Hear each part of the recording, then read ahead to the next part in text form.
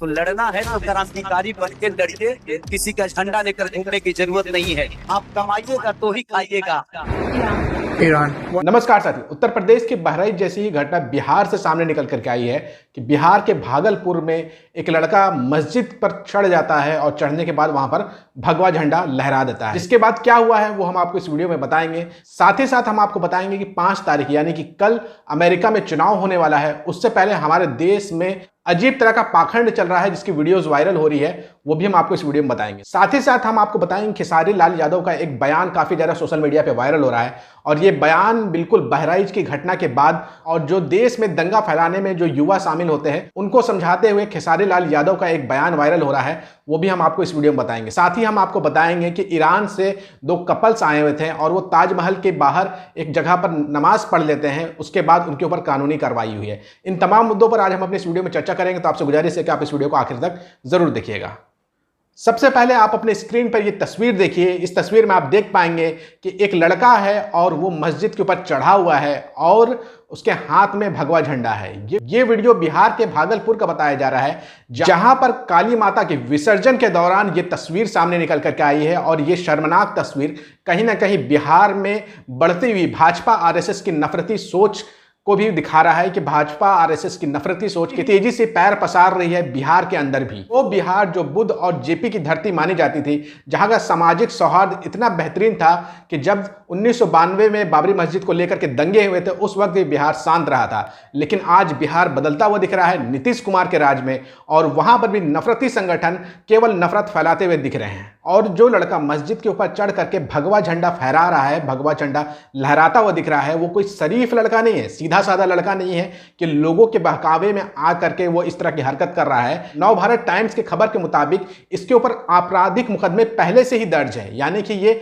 आपराधिक कृत्यों में लिप्त था। उसके बाद भी ये धार्मिक जुलूस में गया और 2 समुदाय के बीच में दंगा फैलाने की कोशिश की है। दरअसल भागलपुर के अंदर में एक मस्जिद के ऊपर चढ़ करके भगवा झंडा फहराने की घटना तब सामने आई जब काली माता के विसर्जन के दौरान एक जुलूस जा रहा था और वहां पर मस्जिद बढ़ जाती है। वहां पर एक लड़का जिसका नाम शिवम कुमार है, वो मस्जिद के ऊपर चढ़ जाता है और नीचे से भीड़ उस शिवम कुमार नाम के लड़के के हाथ पर झंडा पकड़ाती है और वो भगवा झंडा होता है, जिसके बाद वो मस्जिद के छत के ऊपर चढ़ करके भगवा झंडा फहरा देता है। इसके बाद वहां पर मुस्लिमों में और हिंदुओं के बीच में काफी ज्यादा तनाव फैल जाता है, जिसके बाद लोगों को समझाने के बाद वहां से जुलूस को आगे निकाला जाता है।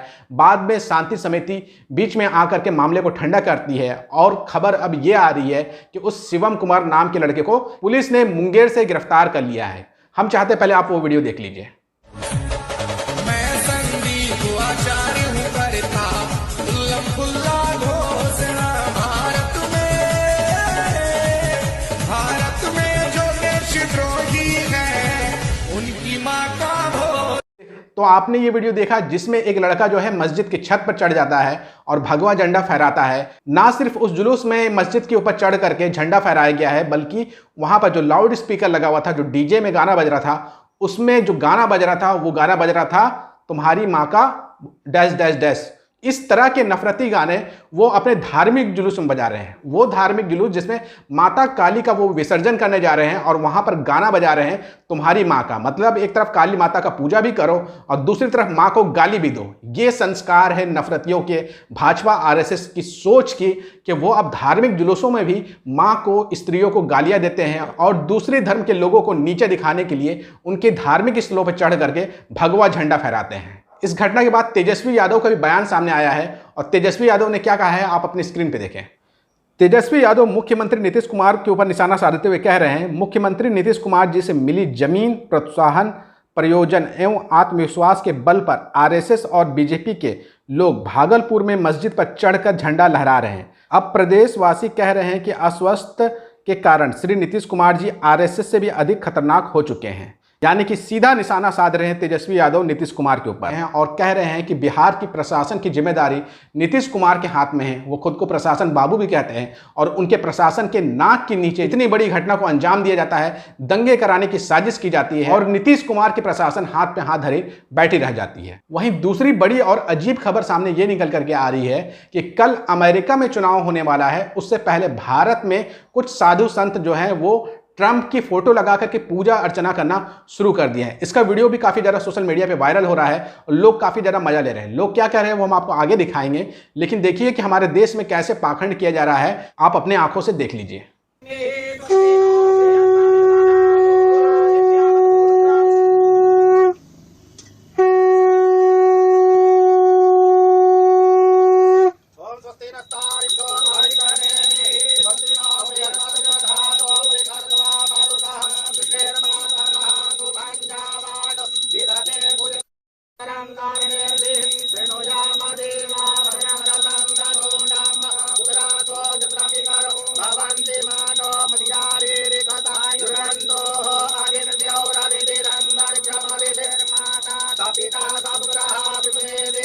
जैसे ही मोदी जी के बहुत करीबी दोस्त डोनाल्ड ट्रंप के लिए पूजा पाठ वाली वीडियो वायरल हुई, लोगों की प्रतिक्रिया आना शुरू हो गई है। लोग देखिए क्या कह रहे हैं। बिट्टू शर्मा नाम के यूजर लिखते हैं, क्या कभी ट्रंप समर्थकों को वोट फॉर मोदी बोलकर हवन करते देखा है? ये लोग अपने नए फूफा ट्रंप के लिए प्रार्थना कर रहे हैं। इससे बड़े जाहिल मैंने जिंदगी में नहीं देखे। नरेश शर्मा लिखते हैं, संघियों के नए फूफा हैं डोनाल्ड ट्रंप, इसलिए उसकी जीत के लिए यज्ञ, हवन और अनुष्ठान इतने मनोयोग से करते हैं जैसे जीतने के बाद इनके अब्बा को अपनी कुर्सी सौंप देंगे। शैलेश पांडे लिखते हैं, ये भगवाधारी अमेरिका जाएगा और वहां मंदिर में मठाधीश बन करके डॉलर कमाएगा। पूरी पीढ़ी सेट और इंडिया में आश्रम, बाद में नाम अमेरिका बाबा हो जाएगा। तो आपने देखा कि लोग जो है प्रतिक्रिया देते हुए लिख रहे हैं, क्या आपने कभी ट्रंप के समर्थकों को मोदी के लिए इतना मेहनत करते हुए दिखा है कि वो चर्च में जाएं और मोदी की तस्वीर लगा के पूजा करें?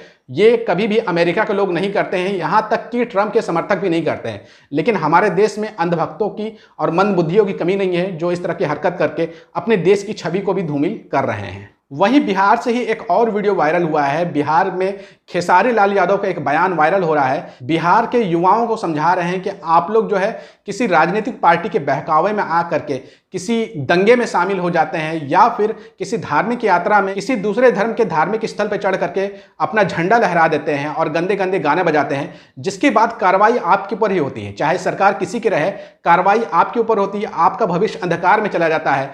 आप जो है कई सालों तक जेल में रहते हैं, आपका परिवार परेशान होता है और राजनेता इसका फायदा उठा ले जाते हैं। इसलिए खेसारी लाल यादव युवाओं को समझा रहे हैं कि वो अपने करियर पे फोकस करें, ना कि इन सब पाखंडों में पड़े।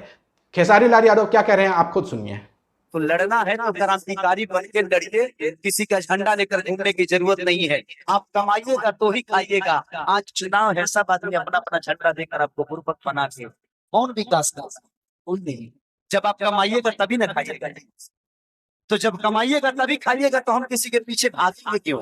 हम खुद का साम्राज्य खड़ा करेंगे, हमारा खुद का झंडा होगा। हम रहते अपने घर में है तो किसी दूसरे के लिए सर कटाने की जरूरत नहीं है। आपके पीछे आपका परिवार है, आपका बच्चा है, आपका भविष्य है, आपकी जीवन है। उसको संवारिए और उसको संवारने में लगाइए। जातिवाद मत करिए। किसी भी जात का आदमी हो, इंसान तो है ना।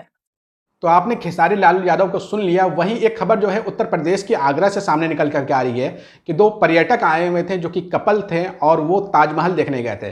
ताजमहल देखने के बाद वो पूर्वी गेट के पास वो नमाज पढ़ लिए, जिसके बाद उनके ऊपर कानूनी कार्रवाई हुई है। हालांकि वो एक वीडियो बना करके माफ़ी मांगते हुए नजर आ रहे हैं और वो बोल रहे हैं कि उन्हें पता नहीं था, बस वो साफ जगह देखें और नमाज पढ़ लिए हैं, जिसके बाद उनके ऊपर कानूनी कार्रवाई हो गई है। वो दो कपल्स क्या कह रहे हैं आप खुद सुन लीजिए।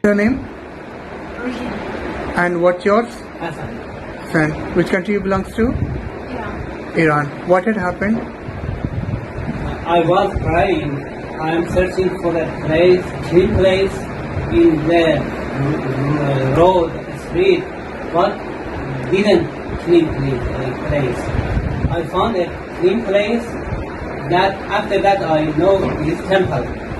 I don't understand what's different between temple or a place for praying.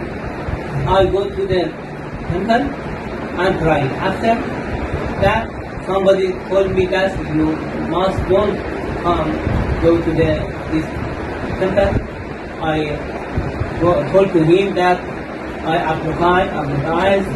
तो आपने ईरान से आए हुए इन दो टूरिस्ट को सुन लिया कि वो साफ साफ कह रहे हैं कि उन्हें केवल साफ जगह मिला था, उन्हें पता नहीं था कि यहाँ नमाज नहीं पढ़ना चाहिए और वो नमाज पढ़ लिए, जिसके बाद उनके